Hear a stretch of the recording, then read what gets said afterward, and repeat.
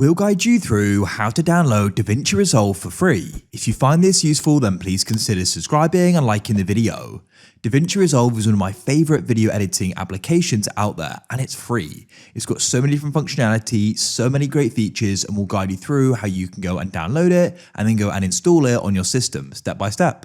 So to get started with this, open up a web browser of your choice. We'll go and use Chrome, but it doesn't matter.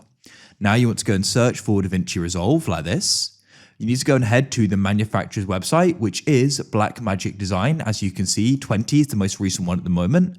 There may be different versions when you're downloading it, but you can get the latest one. Now, what you need to do is you need to go and scroll down and find the option for free download now. There is the studio option, but we're going to go and just get DaVinci Resolve, so you can click there. Then you'll get this pop-up. Once again, you'll see DaVinci Resolve 20 and then DaVinci Resolve Studio 20. Studio is the paid version. So then what you can do is choose the version you're using. In this case, I'm using Windows. So I'll press use Windows x86.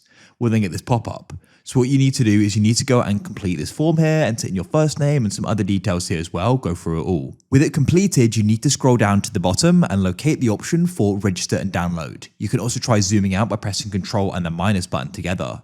Press register and download, and you'll then go and see the pop-up here, and it should go and automatically start downloading. If it doesn't, you can go and press the button. You can go and see in our downloads that it is a big download. It's 2.8 gigabytes. So be patient while this goes and downloads. We'll then go and continue the guide once it's gone and finished. It's now finished, and you can come out of your web browser. You need to go and open up your file explorer like so at the bottom. You can come to your downloads. Here it is. You then need to go and click on it, and you need to press extract all with it selected at the top.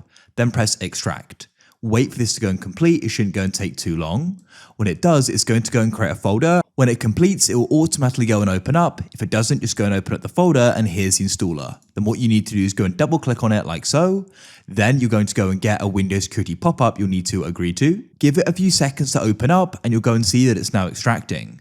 Now the installer should go and open up. You're going to go and get a Windows security pop-up you need to agree to. These components are required, so make sure they're all ticked, and then you can go and press install.